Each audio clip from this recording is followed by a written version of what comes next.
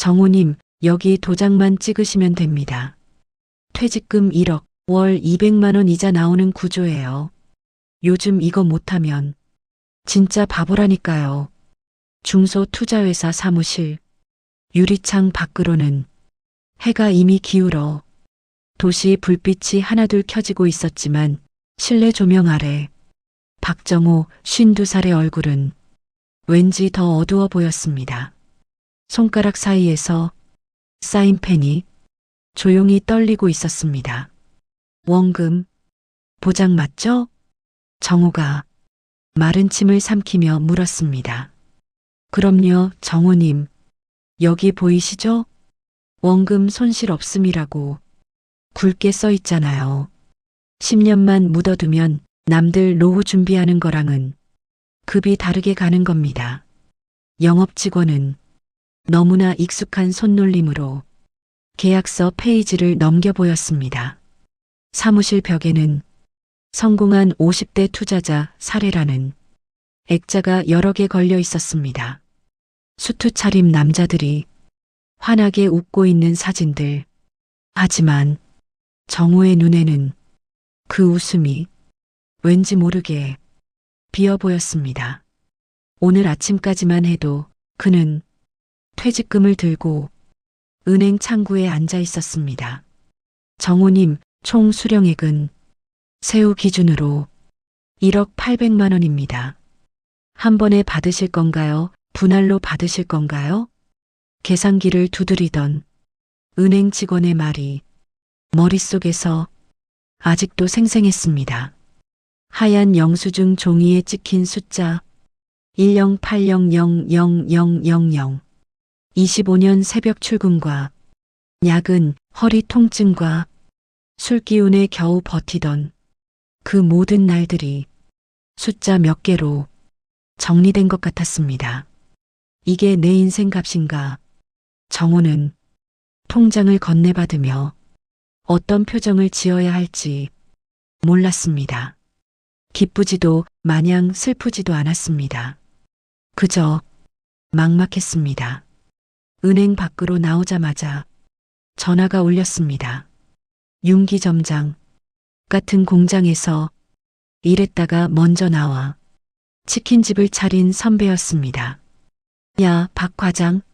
아니, 이제는 박 사장님이라고 불러야겠네. 전화기 너머 목소리는 유난히 밝았습니다. 형, 사장님은 무슨 사장님이에요? 오늘 막 퇴직금 받은 거라. 그래서 하는 소리지, 이 사람아. 지금이 기회야. 퇴직금으로 점포 하나 딱 잡고 박 사장 치킨 간판 거는 거야. 내가 노하우 다 알려줄게. 진짜야. 이 판에 늦게 들어오는 사람이 반칙이지.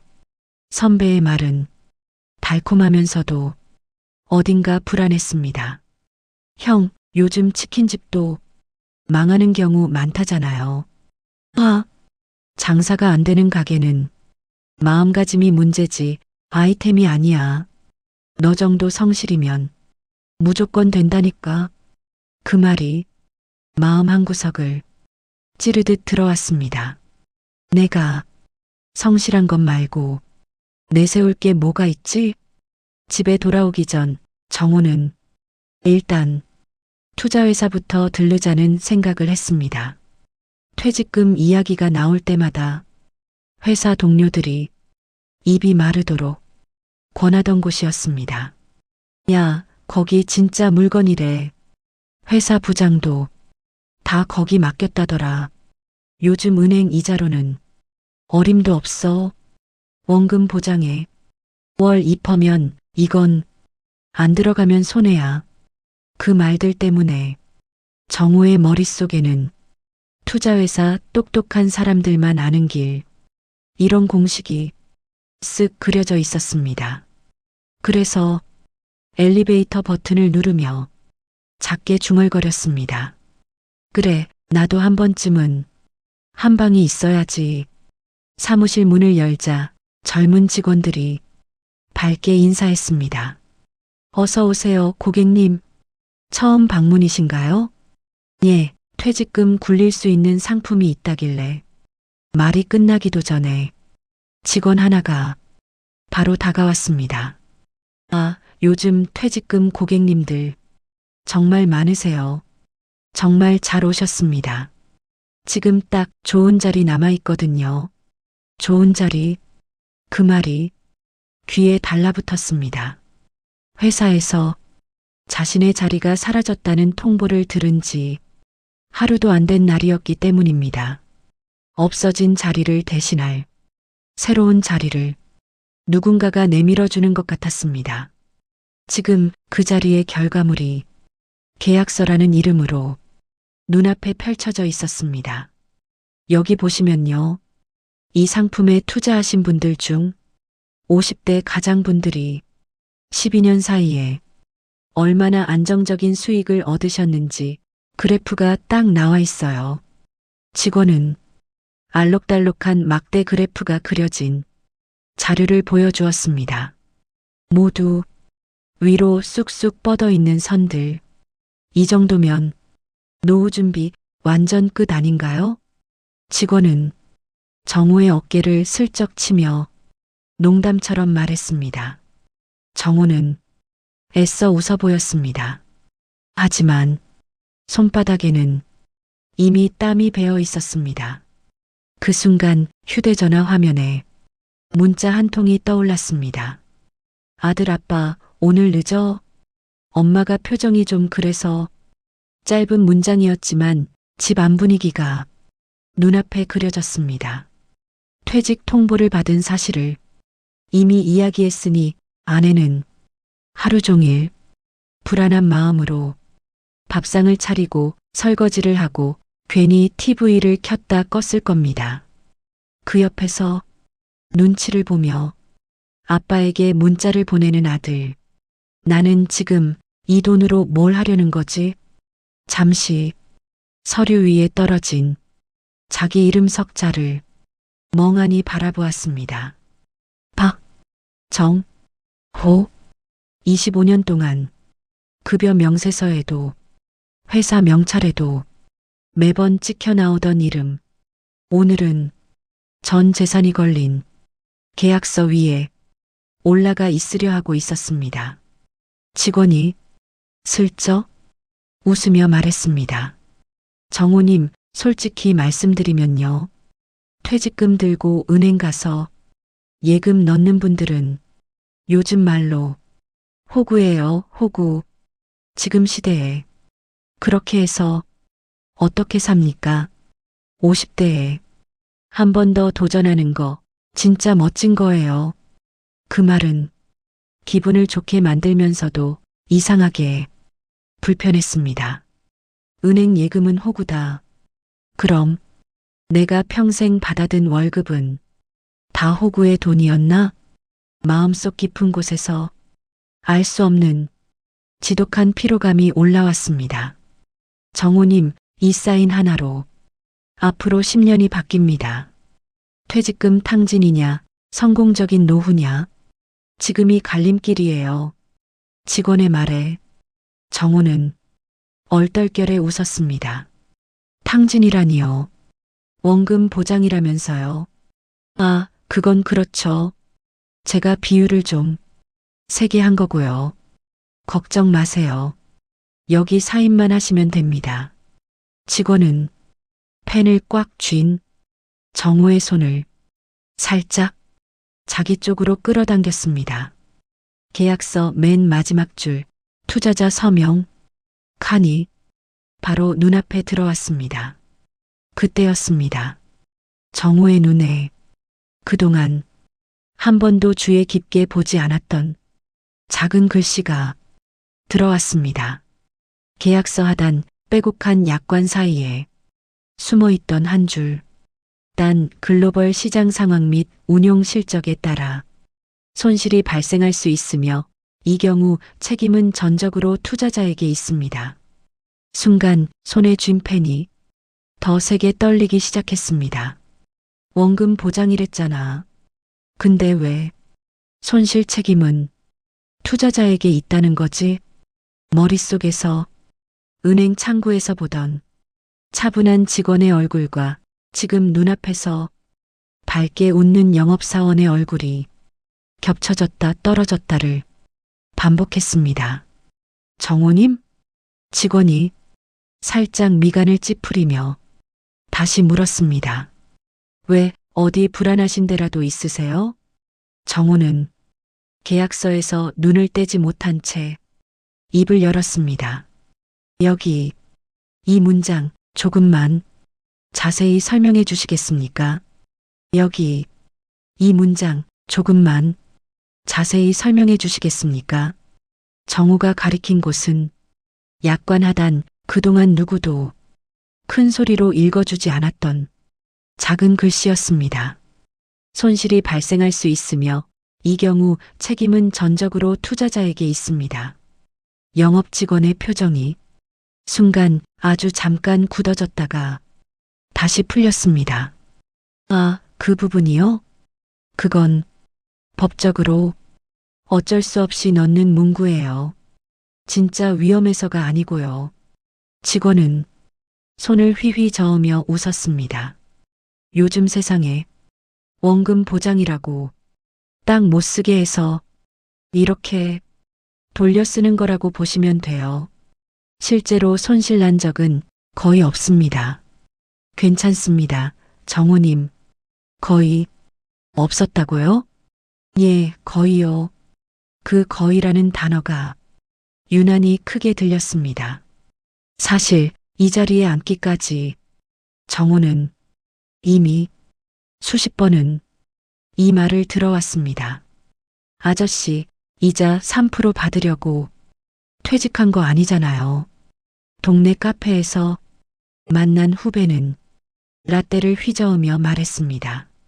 지금 시대는요, 한 방 못 치면 노후가 없는 거예요. 그냥 그래도 괜히 잘못 건드렸다가 원금이라도 까이면 아저씨, 요즘 누가 은행 예금 넣습니까?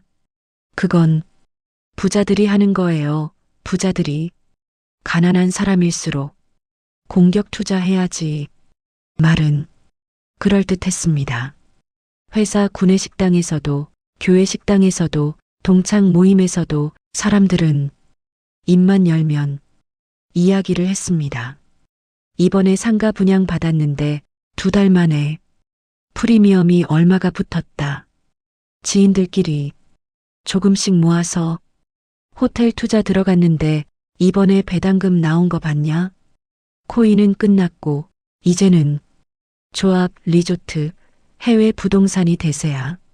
숟가락을 들고 있다 보면 어느새 자기가 아무것도 안 하는 바보처럼 느껴졌습니다. 그럴 때마다 집에 돌아오면 거실 소파에 앉은 아내와 눈이 마주쳤습니다. 여보, 오늘 회사에서 무슨 얘기 들었어? 퇴직 통보를 받고 며칠 후 정호는 결국 식탁 앞에서 이야기를 꺼냈습니다. 정리대상에 들었어. 말이 끝나기도 전에 공기가 무거워졌습니다. 밥숟가락을 들고 있던 고3 딸 민지는 젓가락을 내려놓았습니다.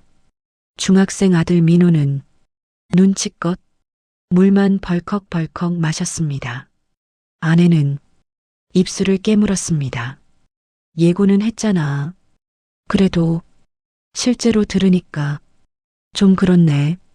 잠시 침묵이 흐른 뒤 아내가 억지로 웃으며 말했습니다. 그래도 퇴직금은 나오잖아. 그걸로 당분간 버티면 되지. 버티는 걸로 끝나면 좋지.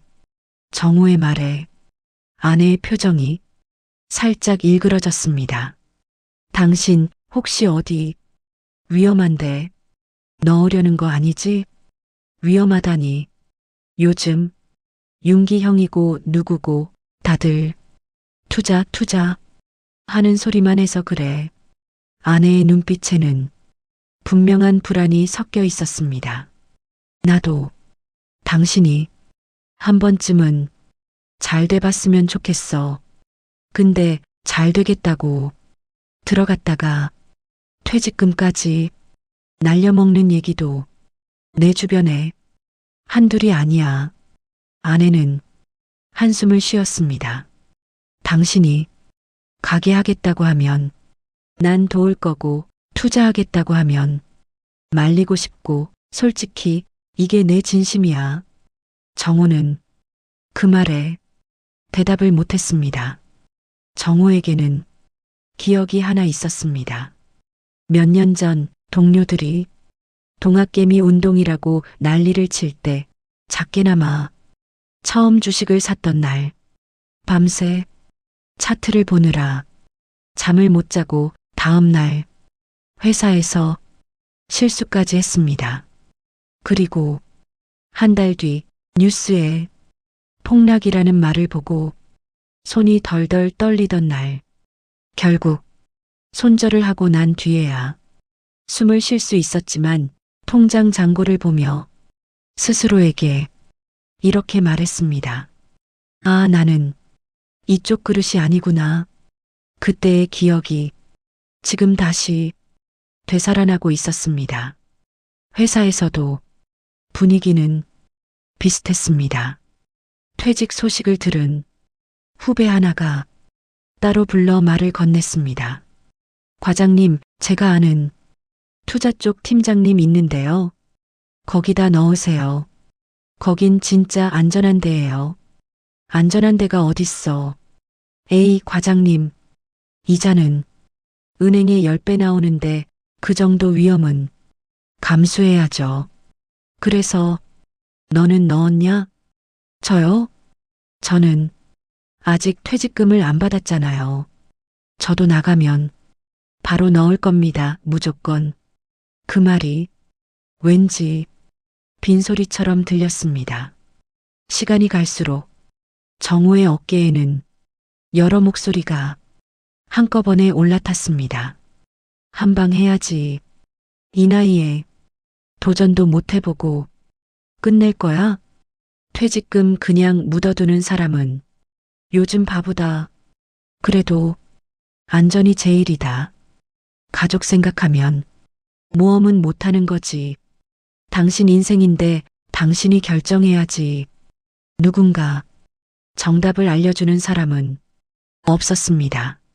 퇴직 후 며칠이 지나고 아내와 또 한 번 긴 이야기를 나누던 밤이었습니다. 여보, 당신은 솔직히 어떻게 하고 싶은데? 아내의 질문에 정호는 조금 망설이다가 입을 열었습니다. 나도 솔직히 한 번쯤은 성공해 보고 싶어. 그냥 평생 월급쟁이로만 살다가 그럭저럭 살다 갔다는 말 듣고 싶지는 않다. 그래서 한 방에 가겠다고? 그 한 방이라는 게 사실 나도 무섭긴 해. 근데 나이 50 넘도록 아무것도 이뤄놓은 게 없는 것 같아서. 정호는 조용히 웃었습니다.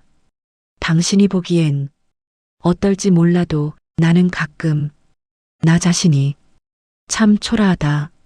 아내는 그 말을 듣고 잠시 고개를 숙였습니다.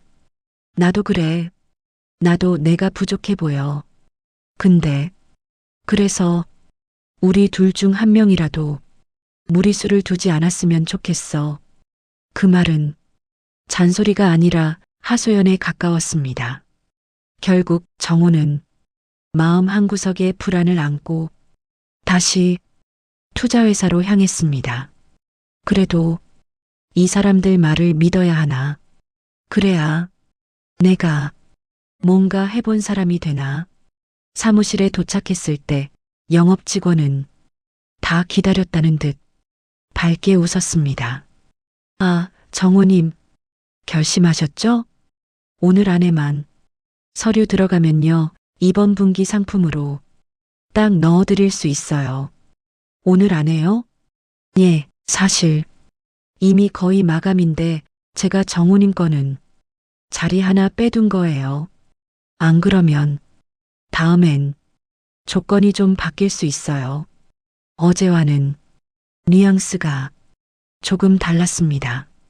오늘 안에 항상 사기를 칠 때 쓰인다는 말을 정호도 어디선가 들어본 적이 있었습니다. 직원은 다시 한번 계약서 마지막 페이지를 펼쳤습니다.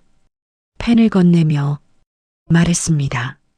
정호님, 사실 이때 결단 못 하시는 분들이 나중에 제일 후회하시더라고요. 그냥 한 번에 가시는 게 편해요. 정호는 손에 펜을 쥔 채 다시 약관을 내려다보았습니다. 손실이 발생할 수 있으며 이 경우 책임은 전적으로 투자자에게 있습니다. 글자가 자꾸만 커졌다 작아졌다 했습니다. 그 순간 머릿속에 어느 장면이 불쑥 떠올랐습니다.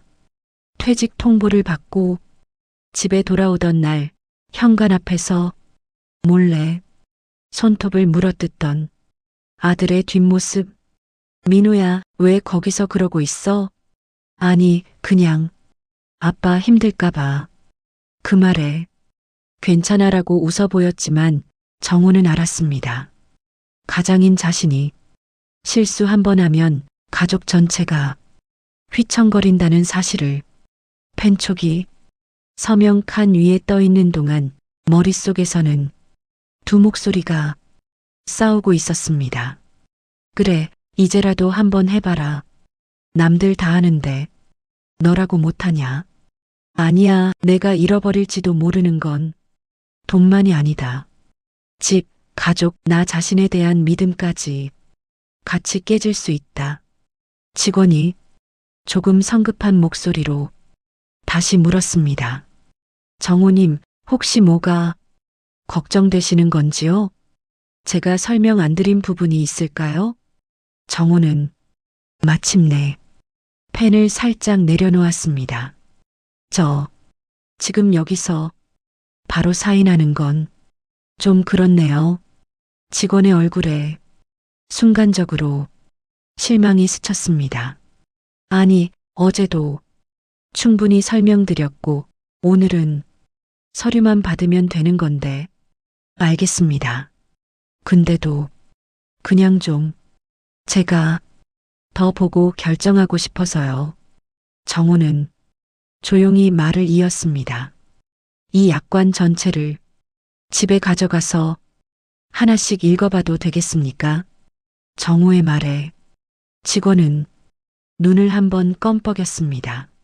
아, 예, 뭐, 그야 안 되는 건 아닌데요. 표정에서 살짝 당황이 비쳤습니다. 대신 오늘 안에만 결정해 주셔야 돼요. 아까 말씀드렸잖아요. 이번 분기 상품 오늘이 마감이라서요. 직원은 끝까지 오늘 안에를 놓지 않았습니다. 정호는 그 말을 듣고도 고개를 끄덕였습니다. 알겠습니다. 그래도 제가 읽어야 나중에 누굴 탓하든지 말든지 할 거 아니겠습니까? 그리고 계약서 뭉치를 가방에 넣었습니다. 집에 도착했을 땐 밤 9시가 넘어 있었습니다. 아내는 거실에서 TV를 켜놓은 채 내용은 보지 않고 그냥 화면만 바라보고 있었습니다. 왔어? 신발을 벗으며 정호는 잠깐 망설이다가 가방에서 서류를 꺼냈습니다. 이게 투자회사에서 주고 온 계약서야. 아내의 눈빛이 순식간에 그 서류로 향했습니다. 혹시 벌써 도장 찍은 건 아니지? 아니, 찍으려고 하다가 약관 좀 읽어보고 찍자고 했어. 정호는 전등을 조금 더 밝게 켰습니다. 우리 이거 같이 좀 보자. 식탁 위에 계약서 뭉치를 펼쳐놓고 둘은 나란히 앉았습니다. 글씨가 왜 이렇게 작아?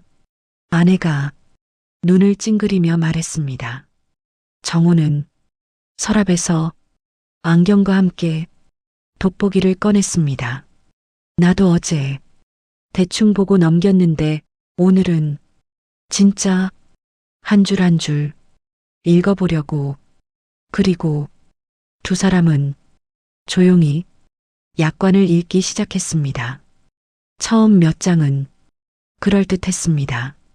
안정적인 수익 추구, 50대 이상 고객 맞춤형 설계, 위험 분산형 포트폴리오. 단어만 보면 괜찮아 보였습니다. 하지만 뒷장으로 갈수록 모르는 말들이 쏟아지기 시작했습니다. 부동산 PF 연계, 해외 대체 투자 비중 확대, 특정 리조트 분양 사업과 연동. 여보, 이게 다 뭐야? 아내가 PF 앞에서 멈춰 섰습니다. PF? 나도 잘은 모르겠는데 요즘 뉴스에서 부동산 PF 터지면 회사 망했다, 시행사가 어쩌고 그런 얘기 나오는 그것 같은데. 다시 돋보기로 더 자세히 들여다봤습니다. 부동산 개발 사업의 진행 상황, 분양 실적, 시공사 및 시행사의 신용도에 따라 손실이 발생할 수 있음. 원금 보장은 어디에도 없었습니다. 있다면 홍보용 전단지 앞장에 굵은 글씨로 적힌 사실상 원금 보장 수준의 안정성, 그게 전부였습니다.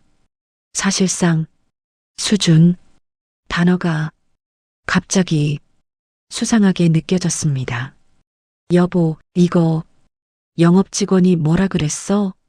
원금 보장이라고 했지.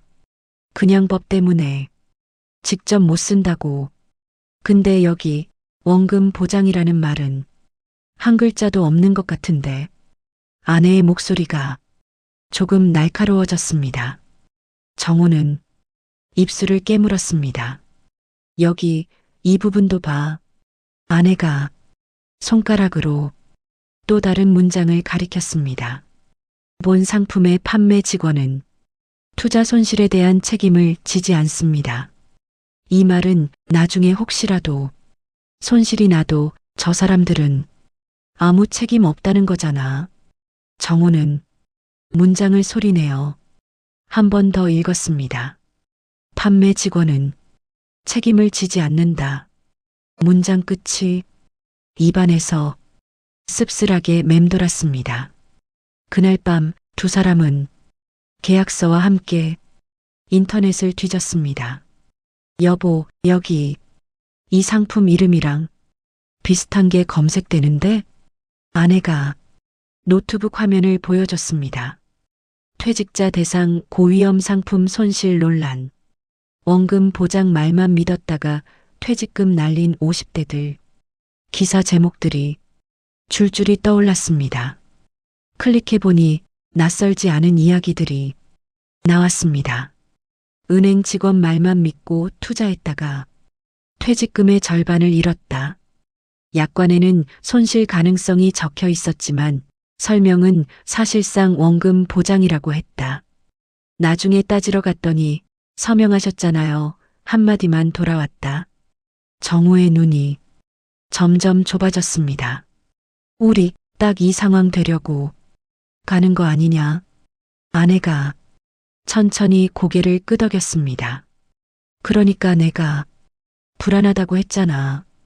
그날 밤 둘은 약관과 기사, 금융 소비자 관련 사이트를 새벽까지 들락거렸습니다. 중간에 딸 민지가 잠에서 깨 물 한 잔 마시러 나왔다가 식탁에 앉은 부모를 보고 놀란 얼굴을 했습니다. 아직도 안 주무세요? 아내가 억지로 웃으며 말했습니다. 아빠 퇴직금 어디다 넣을지 공부 좀 하고 있어. 민지는 잠시 서류를 훑어보더니 조금 망설이다가 입을 열었습니다. 아빠, 학교에서 금융 교육 같은 거 조금씩 하거든요. 선생님이 그러시더라. 잘 모르는 상품은 절대 서명하지 마라. 특히 퇴직금 같은 돈은 더더욱. 정호는 딸의 얼굴을 바라보았습니다. 그래, 응, 요즘 사람들 속이려고 복잡하게 만드는 상품 많대. 아빠는 그런데 가까이 안 갔으면 좋겠어. 민지는 그렇게 말하고 다시 방으로 들어갔습니다.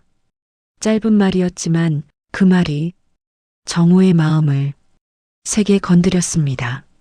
그래, 얘네한테 가장인 나는 어떤 선택을 하는 사람으로 기억될까? 다음 날 정호는 은행 상담 창구를 찾아갔습니다. 전날 입금받았던 퇴직금 통장이 손에 들려 있었습니다. 예금 담당 말고 이런 투자 상품들 좀 봐줄 수 있는 분 계실까요?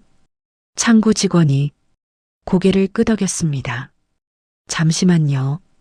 자산관리 쪽 상담사님 불러드릴게요. 잠시 후 정장을 단정하게 입은 상담사가 나와 회의실로 안내했습니다. 어떤 내용이신가요? 정호는 투자회사에서 받은 계약서와 홍보 책자를 탁자 위에 올려놓았습니다. 이걸 지인들이랑 영업 직원이 원금 보장에 월 2% 수익 나온다고 해서. 근데 약관을 읽어보니 좀 불안해서요. 상담사는 조용히 서류를 넘겨보더니 한숨을 내쉬었습니다. 이 상품 요즘 민원 많이 들어오는 종류네요. 민원이요? 예. 원금 보장이라고 설명 듣고 들어갔다가 실제 약관에는 그런 말이 한 줄도 없어서요. 상품 구조가 부동산 PF랑 리조트 분양 사업이랑 묶여 있거든요. 결국 안 팔리면 그 위험을 누가 떠안겠습니까? 정호의 손이 무의식적으로 통장을 꽉 쥐었습니다. 투자하면 안 되겠죠? 상담사는 솔직하게 말했습니다. 제가 고객님 가족이라면 절대 말립니다. 고객님이 20대, 30대라면 한번 해보셔도 된다고 말할 수 있겠지만 지금은 그럴 때가 아니라고 생각합니다. 돌아오는 길 정호의 마음은 오히려 조금 가벼워져 있었습니다. 누군가가 하지 말아라고 명확하게 말해준 사람은 처음이었기 때문입니다. 그동안은 다들 에이 괜찮아 다들 하는데 뭐 혹은 당신 인생이니 당신이 결정해 이렇게만 말했습니다. 좋게 들리지만 실은 책임을 모두 정호에게 돌려놓는 말들이었습니다. 하지만 오늘 은행 상담사는 자기 입장과 상관없이 가족이라면 말리겠다고 직접 이야기했습니다. 그게 이상하게 위로가 되었습니다.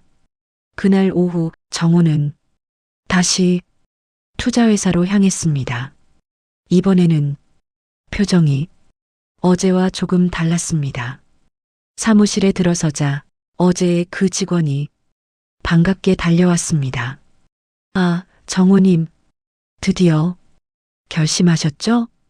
정호는 조용히 웃었습니다. 예, 결심했습니다. 직원은 기다렸다는 듯 계약서를 꺼내려 했습니다. 역시 결국 오시더라니까요. 저 믿으셔도 안 하기로 결심했습니다. 직원의 손이 허공에서 멈췄습니다. 예, 이 상품 약관도 그렇고 구조도 그렇고 제가 감당할 그릇이 아닌 것 같습니다. 직원의 표정이 눈에 띄게 굳었습니다. 정호님, 그렇게까지 걱정하실 필요 없습니다. 저희 회사 믿고 들어오시는 분들 정말 많아요. 그래서 너무 불안합니다. 뜻밖의 대답에 직원은 살짝 말문이 막혔습니다. 정호는 조용히 이어갔습니다. 퇴직금 날리면 안 되거든요. 한번 해보자고. 넣는 돈이 아니라 저한테는 지금 마지막 안전줄이라. 직원이 조금 짜증 섞인 목소리로 물었습니다. 혹시 어디서 이상한 얘기 들으셨어요? 요즘 인터넷에 떠도는 과장된 기사 같은 거 보시고 겁먹으신 건가? 기사도 받고 은행 상담사도 만나봤습니다. 그리고 정호는 직원의 눈을 정면으로 바라보았습니다. 제가 제 약점을 알게 됐습니다. 한 방에 약하다는 거. 사무실 안이 잠시 조용해졌습니다. 정호의 목소리는 크지 않았지만 말 하나하나가 뚜렷했습니다. 어제까진 나도 이 나이에 한 번쯤은 잘 돼 보고 싶다는 생각이 머릿속을 떠나지 않았습니다. 근데 어젯밤에 약관 읽고 아이들 얼굴 보면서 생각이 바뀌었습니다.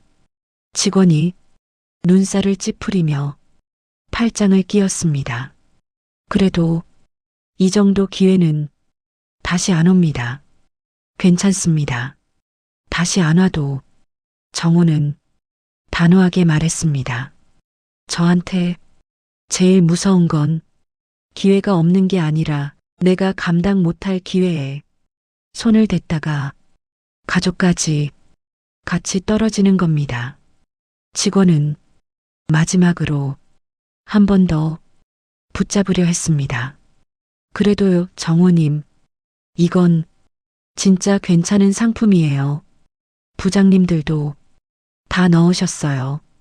정호는 조용히 웃었습니다. 그 부장님들 실제로 원금 손실나면 여기 와서 얼마나 따질까요? 직원의 입이 딱 하고 다물렸습니다. 제가 하나만 더 여쭤봐도 되겠습니까? 정호는 서류를 들고 직원에게 물었습니다. 이 상품 당신 부모님께도 원금 보장이라고 말하면서 권할 수 있습니까? 직원은 답을 하지 못했습니다. 마침내 정호는 계약서를 들고 일어섰습니다. 죄송합니다. 저는 이 계약 안 하겠습니다. 그리고 다른 분들께도 원금 보장이라는 표현은 좀 덜 쓰셨으면 좋겠습니다. 그 말만 남기고 정호는 사무실을 나왔습니다. 문이 닫히는 순간 그는 어제와는 다른 어깨의 무게를 느꼈습니다. 돈은 하나도 늘지 않았지만 가장으로서의 등뼈가 조금 고다진 것 같은 느낌이었습니다. 회사 투자회사 문을 나와 엘리베이터를 타는 순간 정호는 자기도 모르게 작게 중얼거렸습니다. 한 방은 안 한다. 이제부턴 천천히 가자. 해가 기울어가는 유리창에 자기 얼굴이 비쳤습니다. 어제까지보다 표정이 조금은 단단해 보였습니다. 집에 돌아온 저녁 정우와 아내는 다시 식탁에 마주 앉았습니다. 그래서 안 하기로 했어. 정우가 말하자 아내는 숨을 크게 내쉬었습니다. 잘했어. 진짜 잘한 것 같아. 근데 문제는 이제 우리가 뭘 하면서 살 거냐는 거지. 둘은 퇴직금 통장을 가운데 두고 가계부를 펼쳤습니다. 집 대출, 학자금, 생활비. 여보, 일단 고이자 대출부터 좀 갚자. 아내가 펜으로 표시하며 말했습니다. 여기 300만 원짜리 카드론, 그리고 이 200만 원짜리도. 정호는 조용히 고개를 끄덕였습니다. 그래, 이자부터 줄이자. 퇴직금의 일부분이 눈앞에서 줄어들었지만 묘하게도 마음은 조금 가벼워졌습니다. 잃을 가능성이 큰 투자 대신 분명히 줄어드는 빚을 눈으로 확인하는 기분이었으니까요. 며칠 뒤 정호는 다시 은행을 찾았습니다. 전날 만났던 상담사가 반갑게 웃으며 말했습니다. 오셨네요, 고객님. 결정은 어떠셨어요? 안 하기로 했습니다. 대신 이 퇴직금으로 빚 조금 줄이고 당분간은 예금이랑 적금으로 나눠 넣으려고요. 상담사는 고개를 끄덕였습니다. 잘 선택하셨습니다. 아, 그리고요. 그는 책상 서랍에서 리플릿 하나를 꺼냈습니다. 중장년 재취업 창업 지원센터 안내. 고객님 같은 분들을 위한 교육 프로그램이 있어요. 예전 경력을 살려서 작게 사업해 보시거나 계약직 자문직으로 다시 일하시는 분들 꽤 많습니다. 정호는 종이를 내려다보며 물었습니다. 이 나이에 그런 게 될까요? 요즘 50대는 아직 한창입니다. 특히 현장에서 2030년 일하신 분들, 작은 회사들이 굉장히 필요로 해요. 그 말이 가슴 깊은 곳에 조용히 꽂혔습니다. 몇 주 뒤 정호는 지역센터 강의실에 앉아 있었습니다. 앞에는 중장년 기술 경험 기반 창업 기초 교육 이라는 글자가 붙어 있었습니다. 주변엔 비슷한 또래의 남자들이 여럿 앉아 있었고 어깨가 축 처진 사람도 있었지만 눈빛만큼은 진지했습니다. 강사가 칠판에 크게 적었습니다. 지금 가진 것돈 에노 경험 기술 인맥 YES. 여러분, 우리가 가진 건 퇴직금이 아닙니다. 퇴직금은 금방 사라져요. 진짜 가진 건 25년 동안 어디서 무슨 일을 했는지 그게 여러분이 진짜 자산입니다. 정호의 머릿속에 한 장면이 떠올랐습니다. 공장 생산 라인에서 새로 들어온 후배들에게 설비 돌아가는 원리를 설명하던 날들, 고장난 기계를 밤새 붙잡고 결국 살려냈을 때 과장, 부장이 와서 역시 박 과장이야 하며 어깨를 두드리던 순간들. 그래, 내가 아무것도 할 줄 모르는 사람은 아니었지. 교육이 끝날 즈음 센터에서는 소규모 지원금을 받을 수 있는 창업 아이디어를 내보라고 했습니다. 정호는 며칠을 고민하다가 종이에 이렇게 적었습니다. 소규모 공장 창고 대상, 설비 점검 동선 정리 출장 서비스. 내가 30년 동안 한 게 이거잖아. 기계 어디가 약한지, 창고 동선이 어디서 막히는지 눈 감고도 찾는데 책상 앞에서 멘토로 나온 전직 공장장이 아이디어를 보더니 웃었습니다. 이거 생각보다 시장 있습니다. 대기업은 컨설팅 회사가 붙지만 작은 회사들은 그런데 쓸 돈이 없거든요. 현장 돌아봤던 중년 기술자들 제대로만 하면 일거리 꽤 있어요. 정호는 가슴이 뛰기 시작했습니다. 한 방에 건물주가 되겠다는 건 아니지만 그래도 내 경험을 팔 수 있는 일이구나. 퇴직 후 1년, 정호는 이제 명함을 꺼내며 이렇게 소개합니다. 소규모 공장 창고, 설비 점검 앤드 동선 컨설팅, 대표 박정호. 대표라는 말이 처음엔 어색했지만 지금은 그냥 일하는 사람 하나 늘었다 생각하며 웃습니다.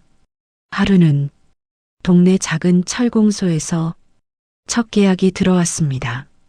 창고가 너무 복잡해서 물건 찾는 시간만 하루에 2시간씩 나간다는 사장님의 하소연이었습니다. 정호는 볼펜을 귀에 꽂고 줄자를 들고 다니며 창고를 훑었습니다. 여기 선반 하나만 옮기고 이 통로 좀 넓히고 입출고 동선만 이렇게 갈아엎으면요 하루에 30분 이상 절약됩니다. 사장은 반신반의하면서도 정호의 말을 따라주었습니다. 보름 뒤 사장은 직접 전화를 걸어왔습니다. 과장님 아니 대표님, 이 동선 바꾸고 나서 기사님들이 욕을 안 해요. 정말 웃기죠? 예전엔 맨날 창고 왜 이 모양이냐 했는데 두 사람은 전화기 너머로 한참을 웃었습니다. 작은 일감이었지만 정호는 집에 돌아가는 길에 하늘을 한번 올려다봤습니다. 아, 이게 내가 살아있는 기술이구나. 퇴직 후 2년. 정호의 수입은 예전 대기업 연봉보다는 적었습니다. 하지만 이자는 줄었고 빚은 많이 사라졌고 무엇보다 표정이 달라졌습니다. 어느 날 저녁 가족이 모두 모인 식탁에서 딸 민지가 슬며시 말했습니다. 아빠, 요즘은 회사 다니실 때보다 표정이 훨씬 좋아요. 아내도 고개를 끄덕였습니다.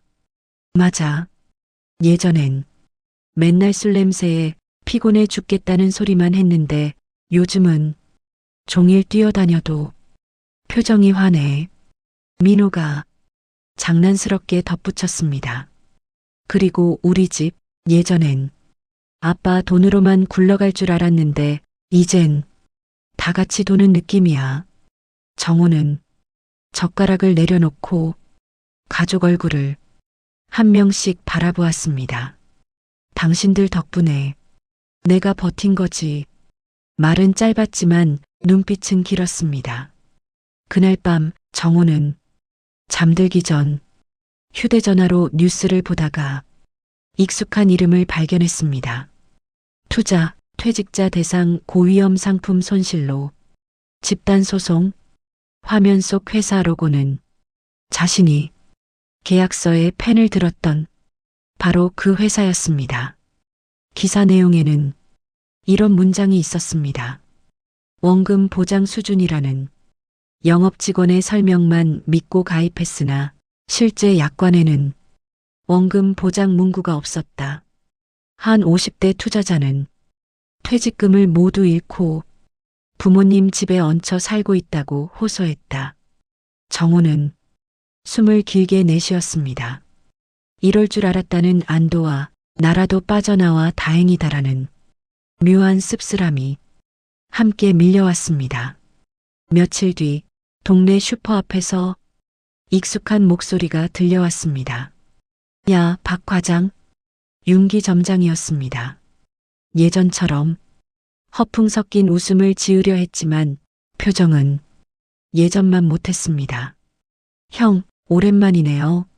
아, 너 그때 말이야. 내가 하라는 투자는 안 하고 괜히 쫄보처럼 겁먹더니 윤기 점장은 입술을 잘근 씹었습니다. 그게 결국 잘한 거였더라. 정호는 조용히 물었습니다. 형, 혹시 그 상품 들어갔어요? 윤기는 대답 대신 한숨을 길게 내쉬었습니다. 퇴직금 반 날렸어. 나도 원금 보장이라고 해서 들어갔는데 막상 손실 나니까 약관에 다 적혀 있다고만 하고 그는 허탈하게 웃었습니다. 부끄럽다 임마.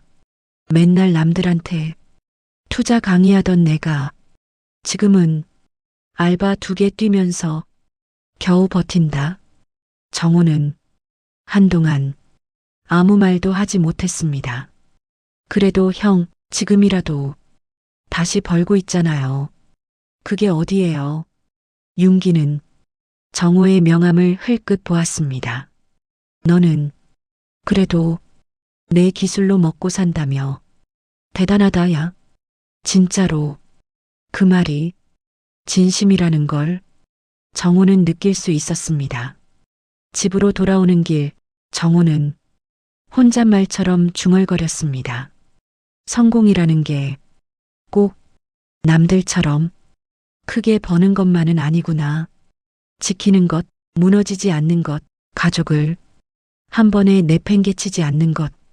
그게 50대 가장에게는 가장 사이다 같은 성공일지도 모른다는 생각이 들었습니다. 이야기를 듣고 계신 당신께 마지막으로 조심스럽게 이 말을 전하고 싶습니다. 우리는 나이가 들수록 더 벌어야 한다는 걱정에 목이 메입니다.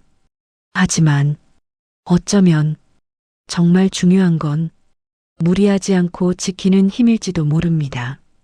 퇴직금 한 방 투자 대신 빚을 줄이고 자기 기술을 돌아보고 가족과 상의하며 천천히 다시 걷는 선택. 겉으로 보기엔 화려하지 않을지 몰라도 시간이 지나보면 그 길 위에 가장 단단한 성공이 얹혀 있는 경우가 많습니다. 나이가 50이든 60이든 지금부터라도 다시 배워서 작게 시작하는 사람들에게 세상은 생각보다 많은 길을 열어줍니다. 오늘 이 사연이 당신의 퇴직금, 당신의 노후, 그리고 당신 곁의 가족을 떠올리며 내가 감당할 수 있는 성공이 무엇인지 한 번쯤 생각해 보게 하는 작은 계기가 되었으면 좋겠습니다. 지금 이 순간 무리한 한 방 대신 현명한 한 걸음을 택하려는 모든 50대, 60대 가장들을 진심으로 응원합니다.